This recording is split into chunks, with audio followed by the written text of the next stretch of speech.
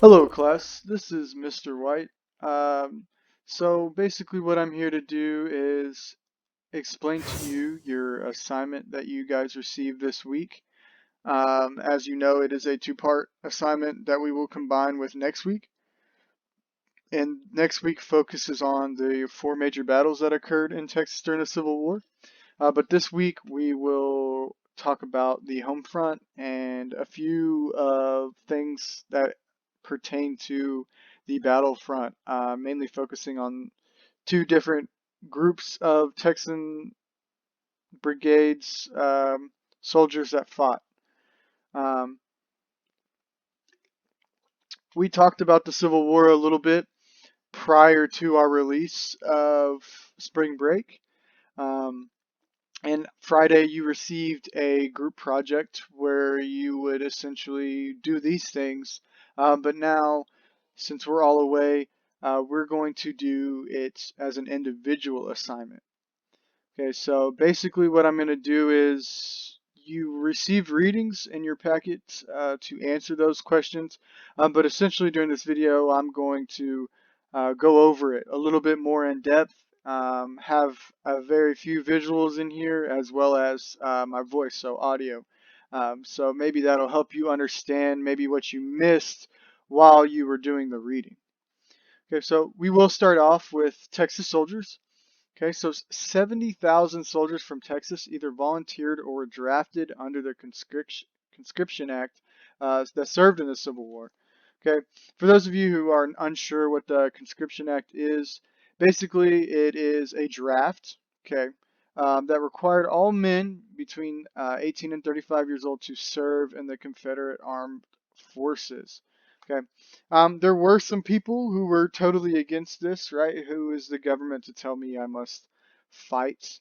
Um, and along with every draft America has had, there have been a few people who are against being drafted. Um, and so we will talk about some of those people that were against being drafted. What were the punishments? What would happen to those people? Okay, so this is John Bell Hood. He is famous for his Hood's Brigade. Fort Hood is actually named after John Bell Hood, which is a military base in Texas, in Fort Hood, Texas, next to Killeen. And so they fought in most major battles in the East as part of Robert E. Lee's army. Robert E. Lee fought in Virginia. He was a Virginian. And so most of his army was from Virginia. Um, this group participated in at least 24 battles in 1862 alone. Okay, so many battles all over the eastern United States. And so these were the guys that fought in and around here. This is the Eastern Theater. Virginia, very much. They even fought in some Tennessee, North Carolina. They fought in and around this area. Okay, and they were actually probably the most famous group of Texans that fought during the Civil War. And if you'll see right here, they even fought in the famous Battle of Gettysburg, of which the Confederates lost. Um, of the almost 4,400, so 4,400 soldiers that served in this brigade, only about 600 returned home to Texas after this war. So this was a group that suffered many casualties. Okay, they were in very, very bloody war battles, and so they took a large blow during this. Another group we have is the Terry's Texas Rangers. This was a cavalry unit, so as you can see right here, cavalry involves horses. These men had to supply pretty much everything but the horse in order to be in this group. So the Bowie knives, the guns, pistols, whatever they used, they had to supply that, but they were supplied a horse. And they are led by Benjamin Franklin Terry. And these guys also fought mainly in the Eastern Theater. I'll pull this up. They fought from Tennessee all the way to Georgia right in here. Okay, they were actually a part of slowing down Sherman and his march to Atlanta. If you aren't familiar with that, he made a march down to Atlanta and basically burned and destroyed everything in the Army's path. And his goal was to basically diminish the civilians' attitude towards the war and make them want to drop out. And so that was pretty gruesome, pretty famous event in American history. So if you ever get bored and want to research it, that's up to you. But that is William T. Sherman and his march to Atlanta. All right, now we're on to Unionist. And so a Unionist is basically a person who supported the federal government, the United States government at that time. Remember, the North and the South, they split apart, right? The North formed the Union, and the South formed the Confederacy. Okay, and so the first battle, again, was when a Union fort was seized by Confederate soldiers, basically taken over. And so that jump started the war. Okay, over 2,000 Texan Unionists joined the Union Army. So they got all the way down from Texas up to the north and helped fight. Many Unionists tried to avoid serving under the Conscription Act. These people were arrested and killed. So, as I mentioned, the Conscription Act earlier, the people that did not want to fight under it were either arrested or killed. Um, a lot of these people were killed by what we call vigilantes. Okay, so the reason I have Batman over here is because he is a vigilante in a sense. We think of him as a good vigilante, right? He runs around, he takes law into his own hands, right? So doesn't go to a court of law and decide whether they are guilty or innocent. He is called upon, right, and goes into his own hands and tries to defeat the bad guy, right? And so these groups of citizens thought they essentially were defeating the bad guy by trying to get the Unionists. Um, and a lot of people that fought in this Union Army up here that escaped were slaves, enslaved people somehow managed to escape. Okay, so I have a story of Milton M. Holland. He was a freed Texan slave. He was free before the war, moved up north. And he was really pulled into this war. He wanted slavery to end, and a lot of these free slaves and even enslaved people that had escaped believed that if they fought for the Union and the Union won, they would essentially be freed. You know, slavery would be abolished. So he actually worked as a shoemaker during the beginning of the war because he was not old enough to serve. And when he was old enough to serve, he served in the Union Army. And he actually received a Medal of Honor from the United States, which is like the highest um, form of medal or honor you can earn in the United States military. All of his commanders were killed in action, and he took control of the group of soldiers and actually won the battle. So very interesting person. Did a lot of really cool stuff. All right, then government.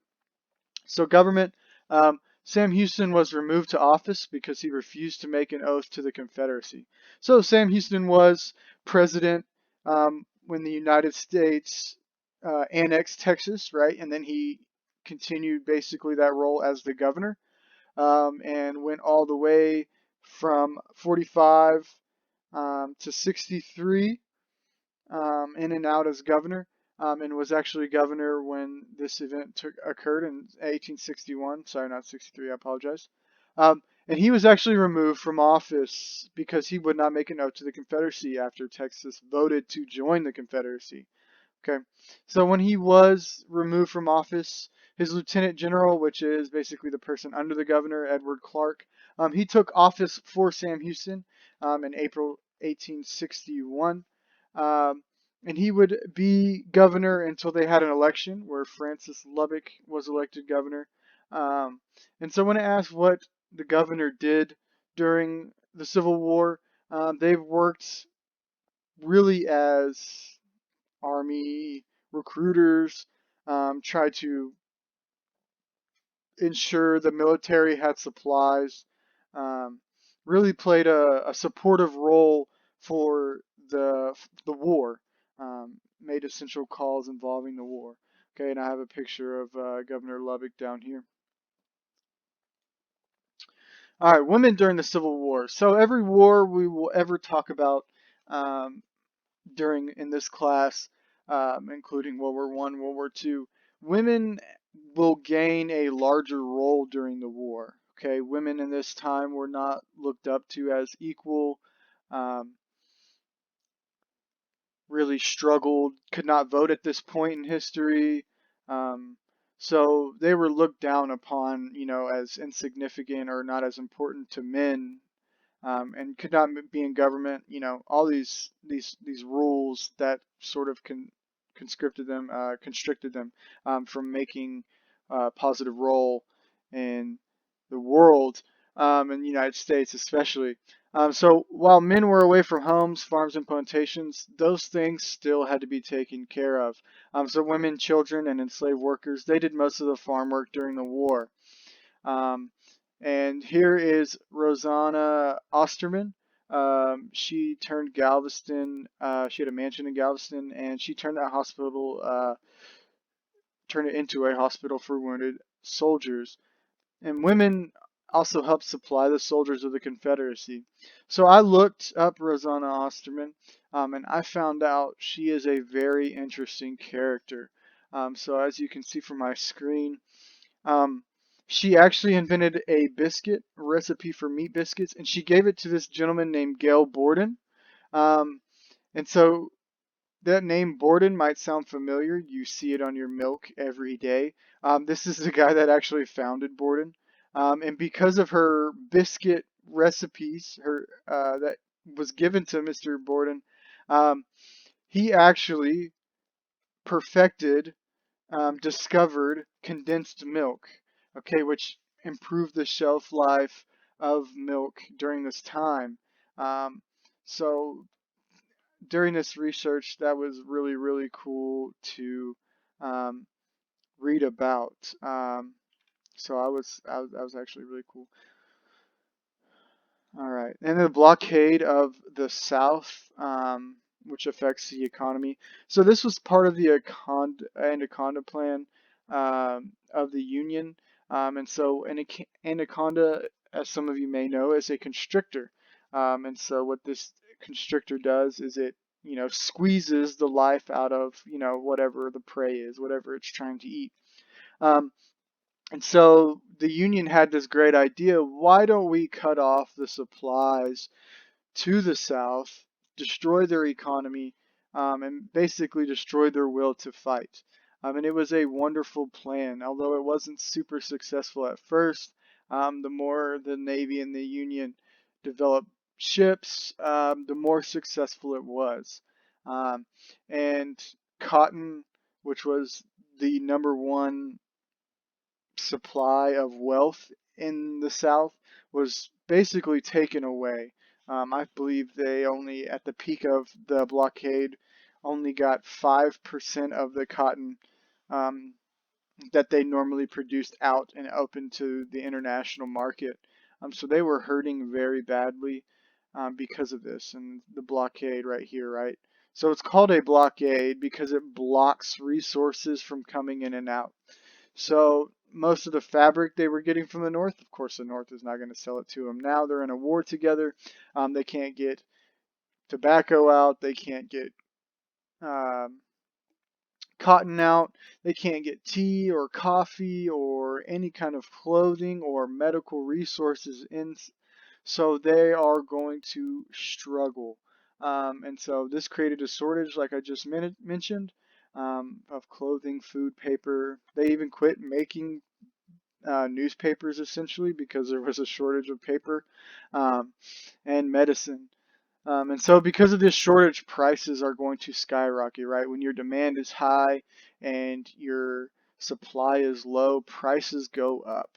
And what I mean by supply is, if I have 10 water bottles, and I have 50 people that want the 10 water bottles, right? My demand is how many people want it or don't want it. If it is high, then I can jack up the price for the water bottle, right? Or you can use, Xbox as an little switch, right? If I have very few of something and I have a lot of people that want it, I can take the price up. And so that's essentially what happened. Coffee was selling for $20 by the pound. And even today, coffee is probably not $20 to the pound. And this is 1865. So their money is greatly, greatly valued more than it is today due to inflation and all of those things. Um, and so a few factories, when it talks about the economy or economy questions, a few factories were actually opened up in Texas. That is one thing the South did not have much of. And unfortunately, we did not get to do our little Civil War tug of war activity, which essentially you would have learned the advantages of the North, population, factories, railroads. Um, and so you would have realized the South did not have many factories. And so essentially they had to create some of them. Um, and so these factories are going to create military items, essentially, guns and ammunition, in order to try to help out the war.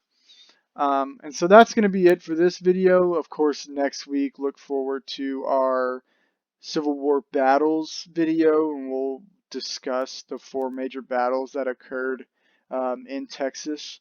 Um, and so if you guys need to contact me, I am available by email, a white at new-waverly.k12.tx.us, and you can always do that.